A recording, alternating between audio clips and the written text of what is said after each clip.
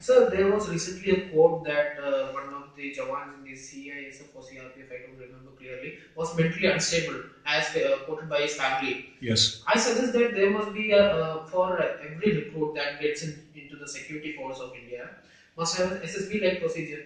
At least we can sort out any physical or psychological problem he suffers on medical.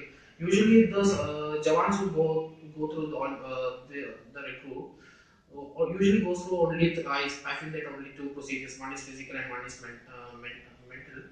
No, one is physical and one Medical. is medical, and another is written. Only three procedures. Whereas an SSB where an officer is selected, he goes through almost four to five procedures before he enters into the academy where he's. Yes, yes. So what do you feel about what do you feel? See, first of all, this soldier's family saying that he's unstable. Media and social media will pick up this, that the soldier's wife is saying that he's unstable. The soldier's wife is not a doctor. Yes, that is what I'm saying. When we speak, we must speak with facts and figures. You can have somebody's family member coming and saying that this guy is unstable. How do you know he's unstable? Which means that a doctor must have certified that he's unstable. Yes, sir. Please show us the certificate. You can't make a statement without proof. Anybody can make a statement like that. You see that he's unstable. Secondly, the screening of the officer is higher because it is required to be higher. An officer leads men into battle, into combat, right? You cannot have a scenario where an officer, due to mental instability, takes a decision in which his troops die. A responsibility of an officer is far, far, far higher than a Jawan. Yes, sir. Right? Though the danger that both face is roughly the same, but the responsibilities of an officer are more. Now, thirdly, whether there should be psychological testing of Jawans, I'm all for it. I'm all for it. Let's have psychological testing of Jawans. It doesn't cost very much, and I think in 21st century, where so much of technical equipment are required, are needed, and are being inducted into the armed forces, sure, it must be done. Yeah. Sure. So there have been many reports that there are raids conducted by the army and the security personnel.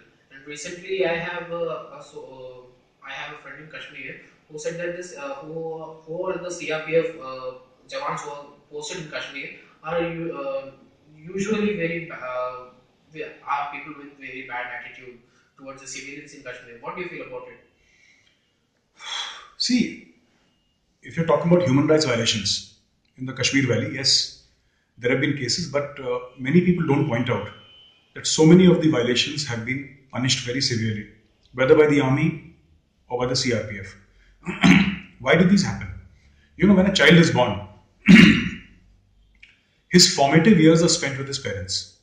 His parents give him character, they give him virtue, they give him morality.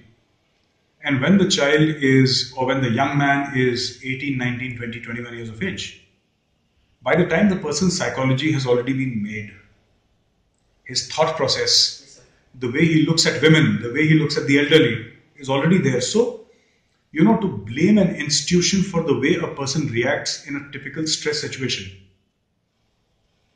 may not be appropriate and may not be fair. Because who's a soldier? A soldier is the same person who you were with in school or in college. You did your MBA and you started working for a corporate. Yes, sir. He joined the CRPF. Yes, sir. Okay? So, the values and morality which were given by his parents. Now, what any force does, be it the army or the CRPF or the BSF, they try to hone it and they try to give that person, a certain kind of morality of their own, a certain kind of mindset and a sense of purpose. That is what these forces do. Plus they train him. Now, as far as your point saying that the CRPF has got a negative attitude towards, I think that is gross overgeneralization that your friend has told you. Yes. And I think it's wrong also. You were there and you were surrounded by 1,000 people throwing rocks at you, throwing acid bottles and Molotov cocktails at you, day in and day out for a period of 3 years. How would you react? You see, you have to look at the soldier also. People talk about human rights of civilians. What about the human rights of a soldier? He's also human. He's also a father. Yes, sir. You see, so it has to be, I'm all for human rights. I support human rights. But you can't be one-sided about human rights. You can't have a scenario where, human rights are for one section of the people. And when it comes to soldiers, people talk about 100 people killed in Kashmir. After the death of Burhan Wani, there were many deaths in Kashmir. They were very unfortunate deaths, and all deaths are unfortunate. But please tell me, do people know that more than 3,500 security people were injured and so many killed? Nobody talks about them. Yes. Because all Kashmiri politicians, I'm talking about politicians of the Kashmir Valley, all of them are compromised. Whether they are actually separatists at heart or no, but they speak the language of the separatists. Any political party, the National Conference, the PDP, everybody speaks the language of the separatists because they have to live with them. They will lose elections. And for the sake of winning elections and for the sake of electoral victory, they're selling their country down the drain. This is what is happening, and the poor security man is caught between this political fight between the political parties and the Hurriyat Conference and the other separatists parties. Sir, in the past few days, the country has witnessed a lot of train accidents. Yes. Derailments, to be specific. But it was more shocking when facts came out that ISI operatives were behind these derailments. Yes. So, do you think that the Pakistani intelligence or the Pakistanis are now changing their tactics from bomb blasts to terrorist attacks and now to sabotaging the tracks? So, do you think that they are changing their tactics, and how can we deal with these situations? See, yes, there is clear evidence of the ISI's role. The tragedy which happened in Kanpur, that Kanpur train, 148 Indians died. And it was a very clear-cut case of the ISI funding it.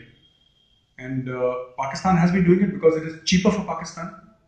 And you get a lot of local, you get a lot of local people who are willing to do it for money within India. And they do not have to be, the common mindset in India is that, the people who are doing it are Muslims because somehow they have some sort of loyalty towards Pakistan. That's not true. In this Kanpur train accident, except for the handler, all the other 5 or 7 guys who were involved were Hindus. Okay? Now, and this was checked against their Aadhaar card and their electoral cards. So they were definitely. So these are people being paid by Pakistan to do mischief inside India. And Pakistan will continue to do it. Now the solution is simple. For too long we have suffered from a defensive mindset here. For too long, we have suffered from a defensive mindset. What will you do? Are you going to post a security jawan at each and every meter of track along India? You can't do that, right? What you can do, and what you can do very effectively, is make it prohibitively expensive for Pakistan to do this. Now, I will leave it at that, but you can make it very, very, very expensive for Pakistan to get into such misadventures. And you have to stop Pakistan by going into Pakistan. You cannot stop Pakistan by doing action inside India. Even the terrorism case in Kashmir, the Kashmir terrorism problem is not in Srinagar. It is in Rawalpindi. It is in Islamabad. It is in Lahore. It is not in Kashmir. Unless you take action there, this will never stop. Pakistan has 35,000 registered and unregistered madrasas. And Pakistan can keep on sending terrorists into India for the next 100 years.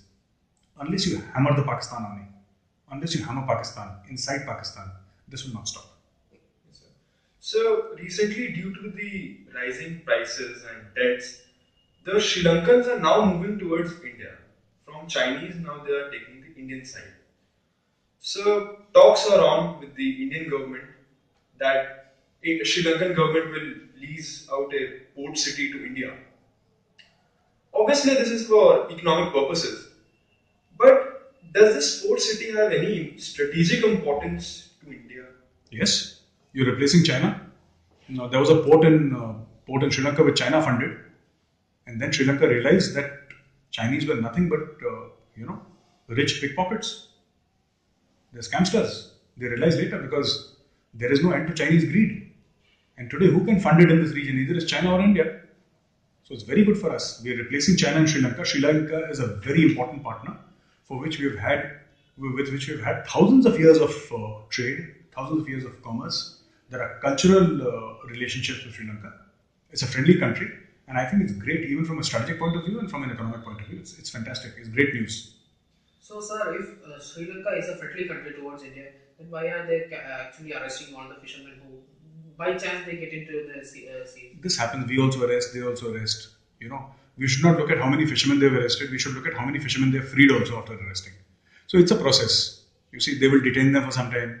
After that, the Indian embassy. This is an ongoing process. Happens everywhere, right? Except maybe in Europe, because the Europeans have evolved beyond this pettiness. Yes, sir. But it happens everywhere. Yeah? It's not like the Pakistanis who keep on torturing the fishermen or anybody. If you have an Indian passport, you're an enemy, and then they start torturing you. It's not like that. Sri Lankans will arrest Indian fishermen, and after some time, after due process of law, they will let them go. Because you see, you have to understand.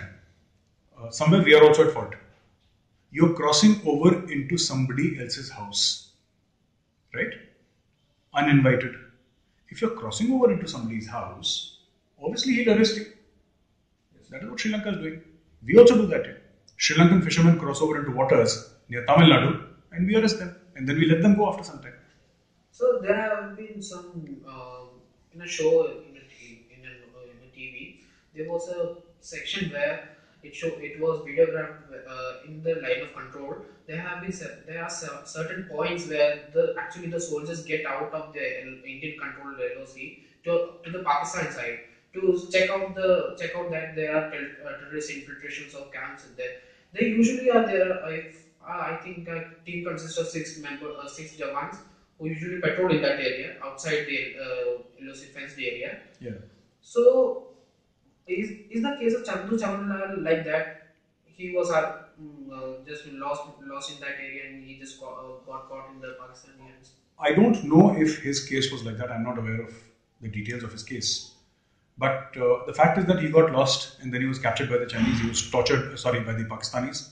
He was tortured by the Pakistanis, which is usual for Pakistanis. Even if it is a genuine case, they will torture, they will maim, they will slaughter. That is what Pakistanis do every day. It's not an honorable army. The Pakistan army is not an honorable army. Any army who has, imposed martial law in its own country 4 times, which has literally ruled that country and ruined that country, it's not a moral army. Yes, sir. And sir, there are a handful of people in this country, so-called liberals, who criticize every encounter, every operation that is carried out by the army and the Central Armed Police Forces. They term it as fake encounters. They term the Indian army, they brand them as anti-national and anti-human rights organizations. Any message for them, sir? No, I think these people are living in a fool's paradise. They sit inside universities, and they read newspapers and they talk to people and they sit in the canteens of the universities. Of all these people who blame the Indian army, I want to ask how many of you have been to Kashmir actually? How many of you spent time in Kashmir, seen the reality on ground? Okay. Now, as far as fake encounters are concerned, yes, there have been cases of fake encounters. Yes, those people are punished. Many of those people are in prison. But to term every encounter fake, it is stupidity. It is like saying that, because it rains in Mumbai, so throughout the year, every day it will rain in Mumbai. It doesn't rain every day. So there are good and bad people everywhere. And all these people, the so-called, not only liberals is not a bad word in my dictionary, but a left-leaning liberal is a very dangerous animal. Alright? Because they espouse a philosophy that is a failed philosophy. They are fine with Mao Zedong killing 30 million people. They're absolutely fine with Stalin, killing 20-25 million Russians. Okay, they're absolutely fine. And what is the socialist and the communist ideology? Who are the representatives now? North Korea? Cuba? So they support an ideology that has totally failed, an ideology that has no basis in fact and in logic. And they criticize because, it's something that is very easy to do. You sit, you have a cup of coffee, 4 people, so-called intellectuals, sitting in a corner and saying that this is bad and this is good. Nobody cares about them actually. See, I have listened to their discussions. Nobody cares. They are inside their universities. They are inside the 4 walls of their universities. They can say whatever they like. See, Indian Army is not going to stop its operations because 4 left-leaning liberals are making a comment. They don't matter. They don't matter to us. We do our job. Our job is to protect India from all enemies, foreign and domestic. And if it involves and if it means killing people to protect India, we will kill people. But whom do we kill? We kill enemies of the state. We don't kill friendlies. We kill enemies of the state. See, if you pick up a gun against my country, I will kill you. Why is that logic so difficult to understand? Why is that logic so difficult to digest?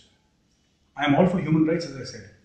But human rights should be equal for everybody, To sit in a university campus and criticize is the easiest thing in the world. It's the easiest thing in the world. I can criticize you here.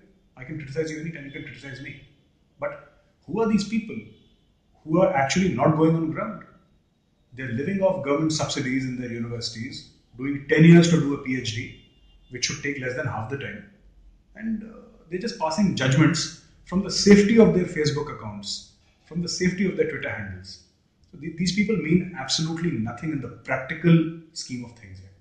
There are two universities, Jadavpur University in West Bengal and JNU, which have come into the light and seen because of the students and their protests and anti-national slogans being raised in the university campus.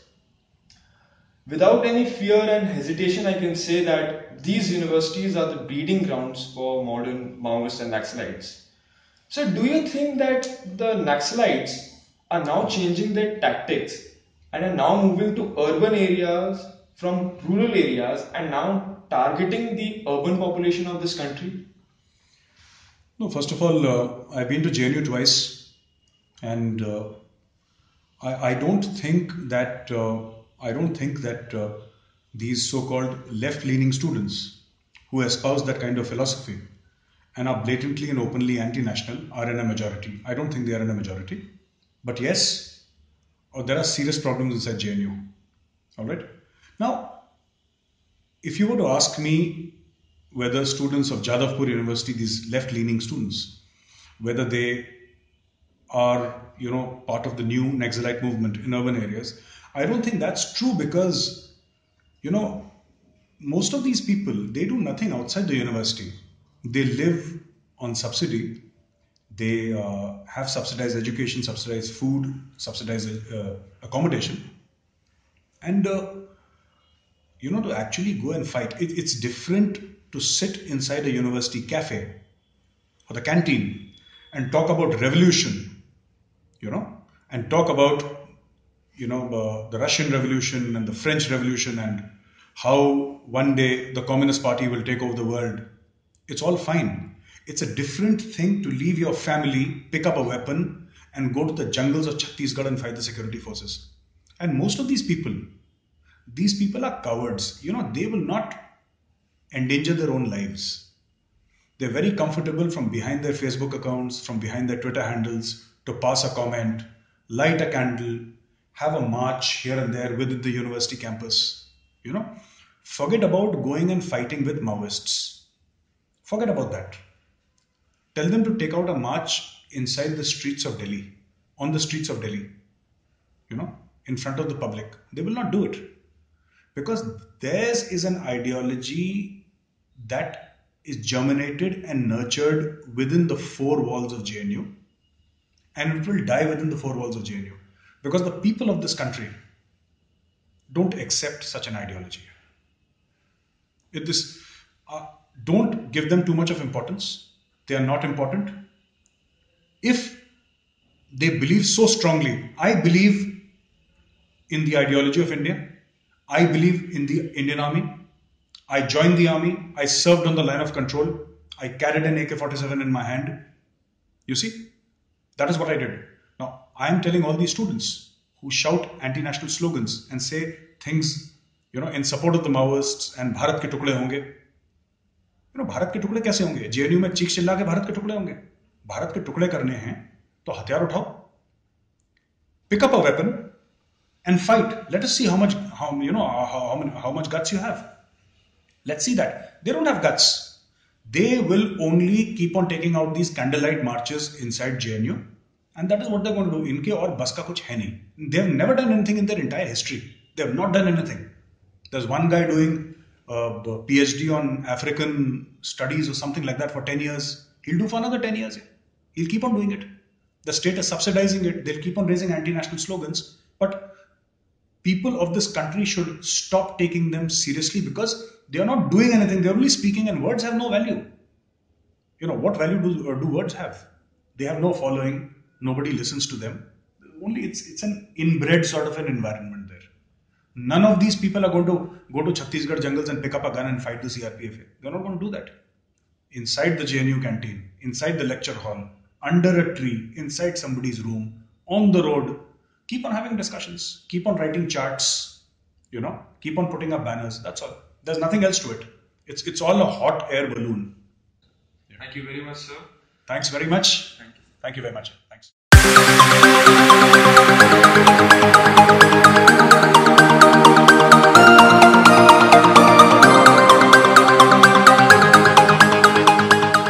We have a very special guest with us today. His name is Major Gaurav